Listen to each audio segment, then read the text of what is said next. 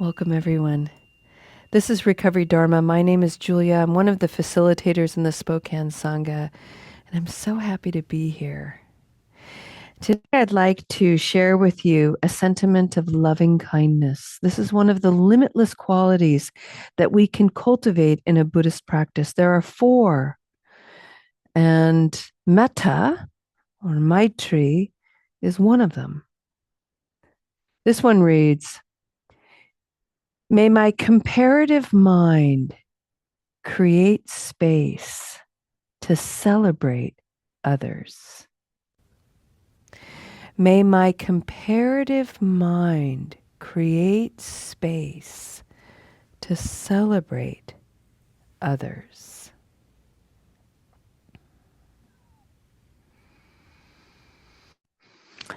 I don't know about your comparative minds, but my comparative mind is mostly an insecure mind. It's an insecure state of being.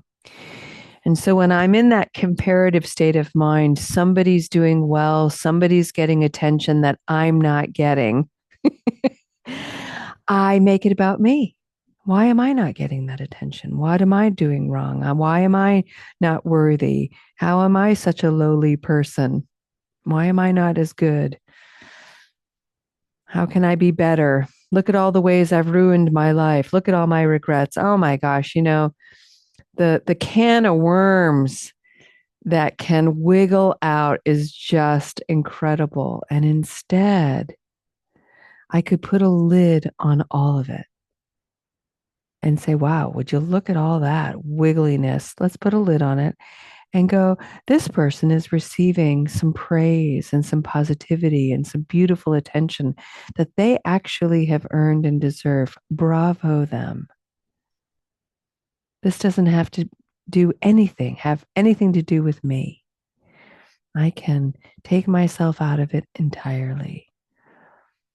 So may my comparative mind, may I create space for my comparative mind and my capacity to celebrate others.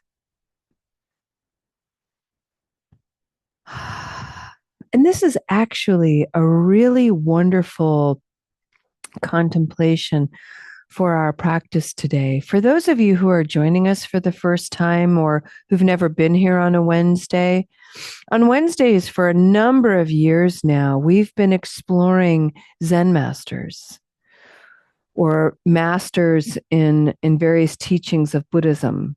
Mostly it's been Zen, but we've dipped into the Mahayana tradition with the work of Shantideva, an 8th century monk who wrote, really, he didn't write it. He shared in the oral tradition at that time how the Buddhist sutras, the Buddhist teachings were coming alive for him. He was attending a university, and so he was doing all kinds of analytical meditation and having all kinds of debate and really, really investigating and dissecting the sutras. And he was kind of a rebel student, and he went off on his own a lot, much to the judgment and diminishment of his peers. People thought he was a slacker. But he needed a lot of space to contemplate and to listen to the wisdom of the Buddha as it was stirring and arising within him. And so the story is that he was challenged and he taught this original work, this deep, deep reflective work. And for him, it was his way of sharing with the community. I would like to devote my life to understanding suffering enough to alleviate it in others. That's who he aspired to be. And that's how he aspired to practice. His teaching has been documented. It was written down, and it was written down almost like an epic poem in verses. And it's been translated a number of times, and we're still talking about it because its relevance is so pristine. We've been exploring in this community so far the ninth chapter. We've read everything up until that. And the ninth chapter is the cultivation of wisdom. And one of the things that Shantideva really liked to talk about, which was really popular at the time of his practice, was something called emptiness. And emptiness, another word for emptiness is space. And the propensity that human beings have is whenever we come into the presence of emptiness or the presence of space, we have a habit of filling it, wanting to fill it.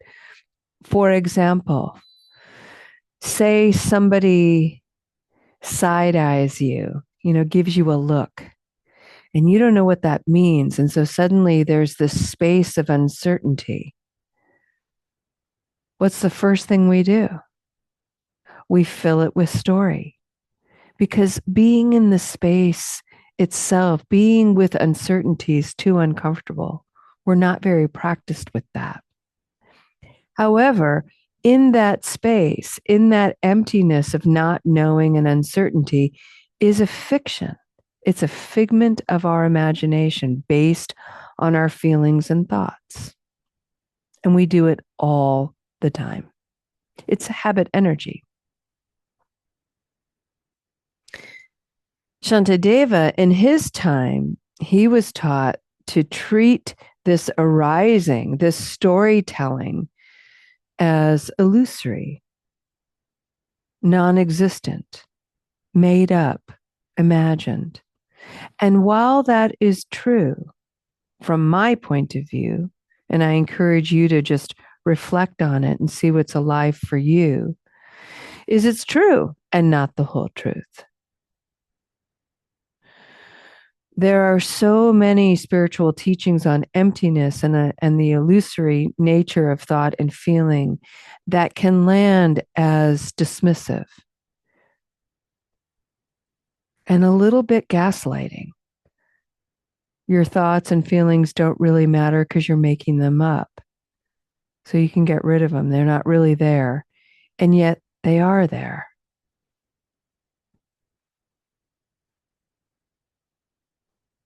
And frankly, that kind of attitude over the centuries has allowed a lot of really unskillful people to get away with some wicked actions. And so, what I would like to encourage when we think about space and when you hear it in this chapter and emptiness is it's simply the place where everything arises. And everything that arises is subject, it's fodder to be explored. But to say that it's not there, to say that it's not real, I think does a disservice to what it means to be human.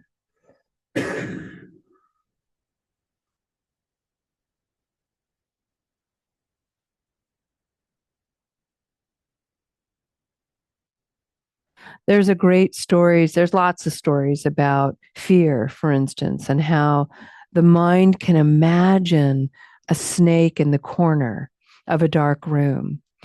And a person can stay up all night in fear, not wanting to move, holding your breath, wondering if the snake moved. And all of it is just a figment of the imagination. And when the dawn comes and the sun rises and it reveals the snake in the corner of the room, we discover that it's a coil of rope. But to say that those experiences aren't real, I think is unfair. That's the point I'm trying to make. They're real. They're real feelings. The teaching is to get curious about, why am I so scared? Why didn't I move to find a light? Why did I stay frozen? Look at my capacity to storytell.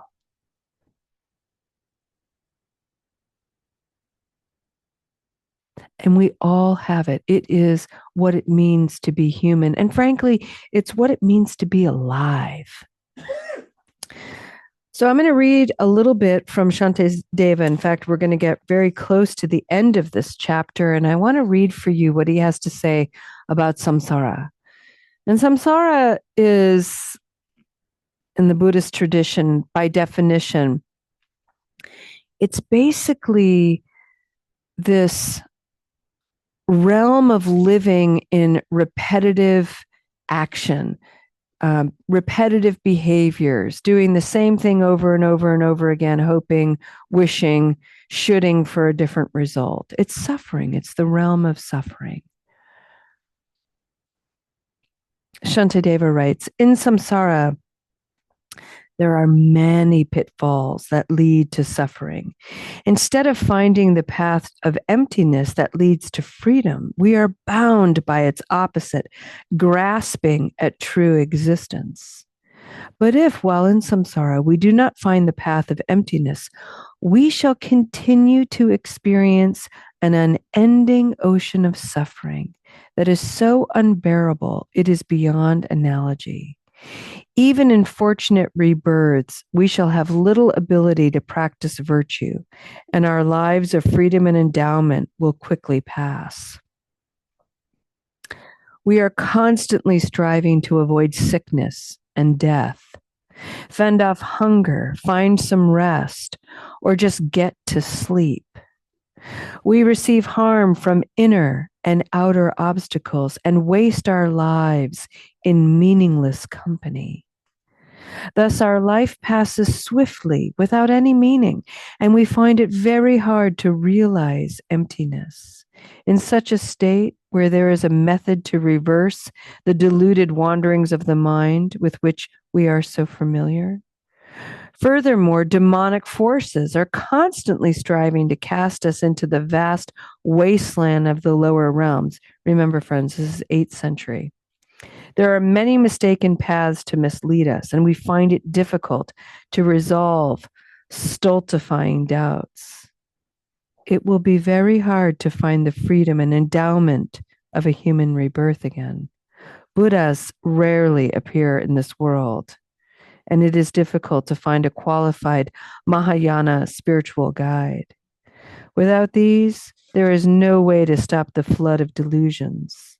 Alas, the suffering of living beings will continue without interruption.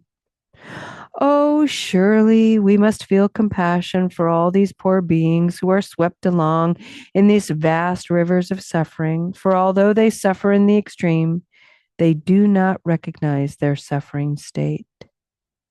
For example, some ascetics repeatedly wash in freezing water and burn themselves with fire again and again. And although they experience great suffering, they proudly maintain they are happy. In the same way, those who live their lives as if they are going to be struck by sufferings such as aging and death will experience horrendous suffering at the hands of the Lord of Death, and then be cast into the unbearable torments of the lower realms. May I be able to extinguish the fires of suffering that torment all these beings with a vast rain of happiness descending from the clouds of my merit.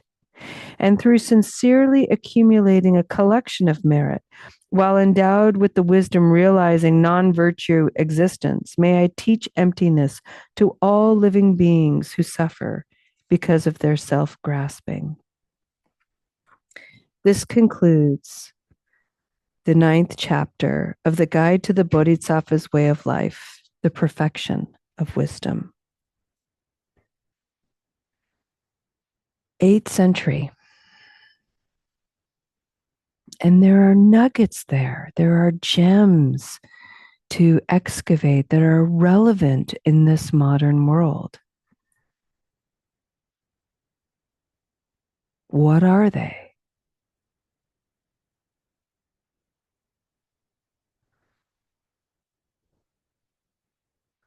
One is that we don't create enough space in our lives to question, to be curious, to wonder, to experience the sacred, to recognize that we're here and being here alive in this moment is precious, rare, and miraculous. Even if you have had a terrible life, traumas, your brain is healing from the ravages of intoxicants and abuse. And what Shantideva didn't know then, but we know in terms of neurochemistry and neuroimaging, that the brain does heal. It creates new pathways. We can recover. We can express our wisdom and our creativity. We can find purpose and meaning. We can return to joy and kindness and love. All of it is available. And golly, we're doing it now. It's amazing.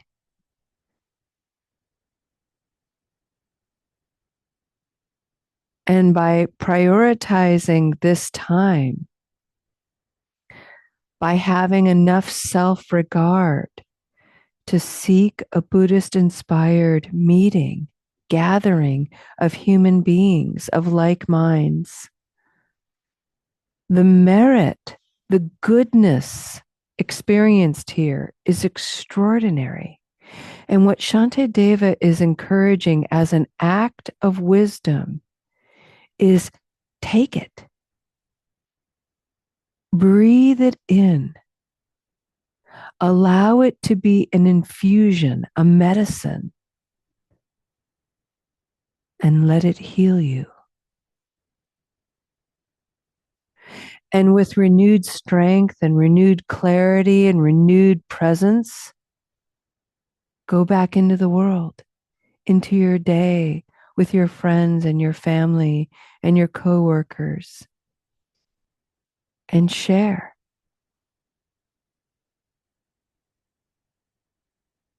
Share the goodness of you. And it doesn't have to be all holy and saintly and virtuous. It could be as simple as the twinkle in your eye that you'd forgotten about, or the smile you have that is mischievous and infectious, or the way you embrace someone with real presence and tenderness. That's what you can do with the merit of this healing. And it's enough. It's more than enough.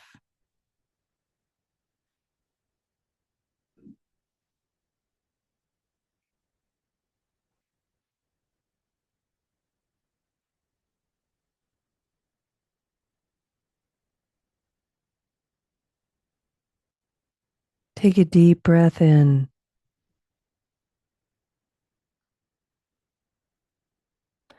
Allow the exhalation to be really slow and deliberate. And when you breathe in again, breathe in and imagine space. Like if you can, breathe, imagine a smoke-filled room. And when you breathe in, you're opening the window and you can watch the smoke just leave and evaporate. And on the exhalation, allow the freshness and the brightness of that breath to really enter the body and the mind. Breathe in again.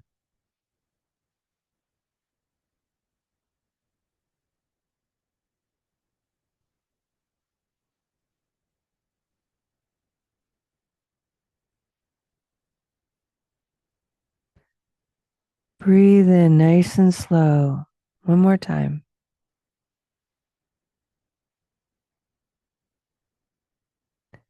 Exhale nice and slow.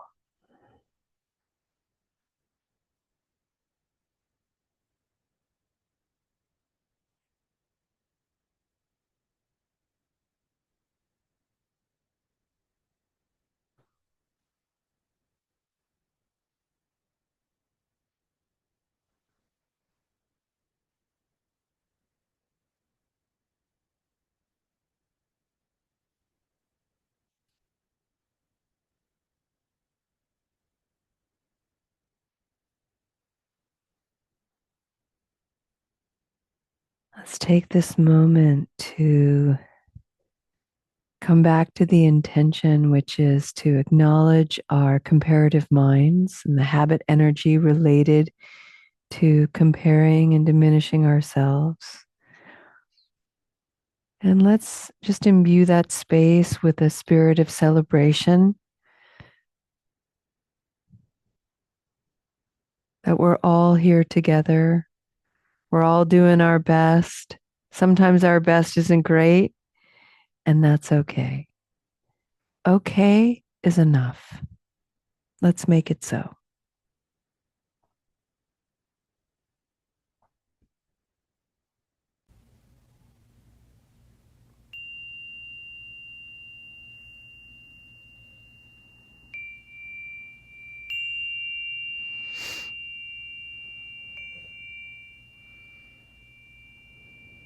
Announcements.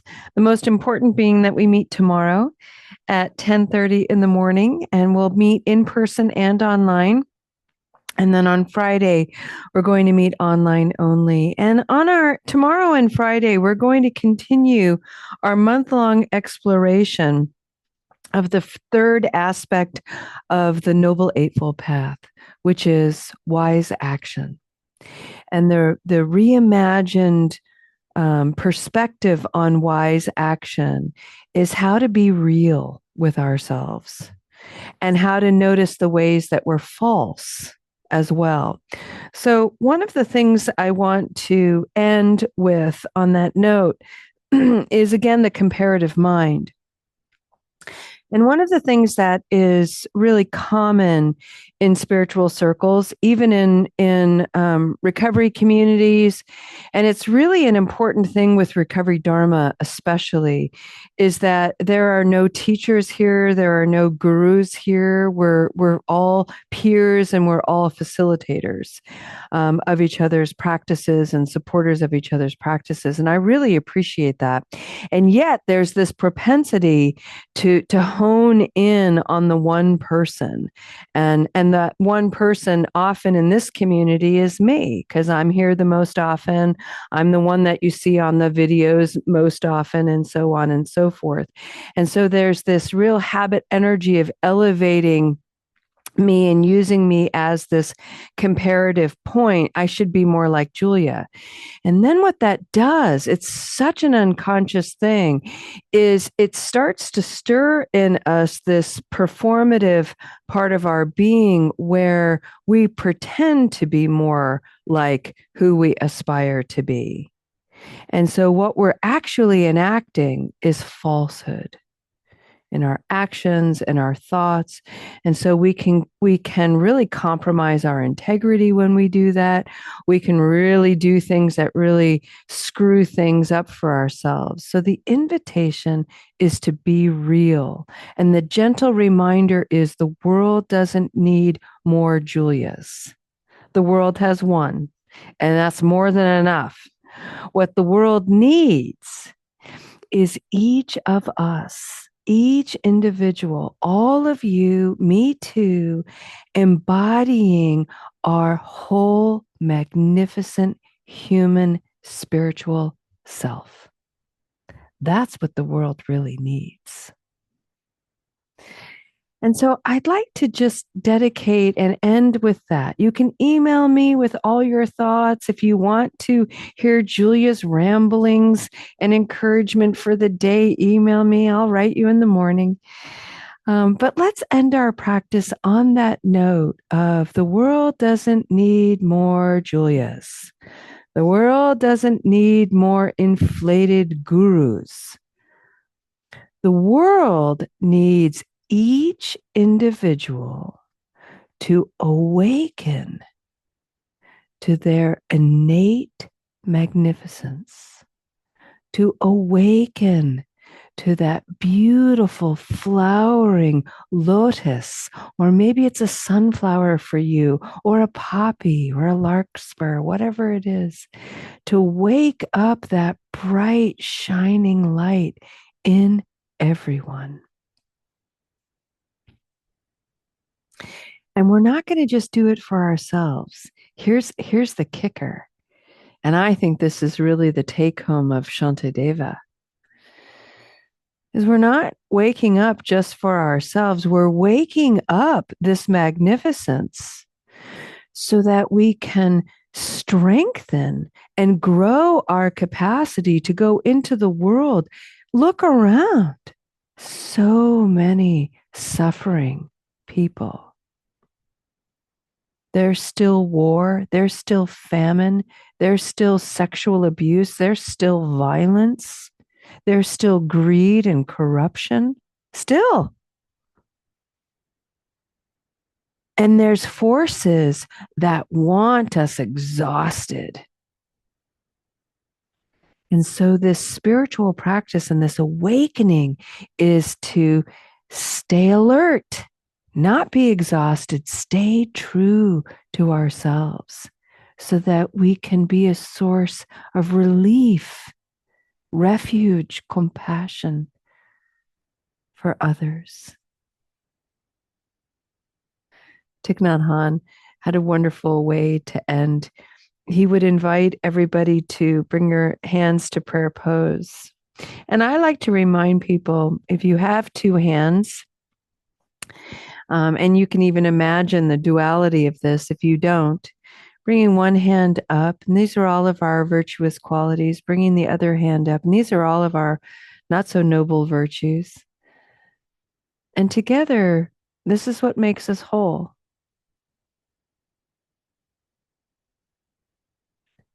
Bowing deeply to myself and to each and every one of you here today. All of us, Buddhas to be. Namaste, friends.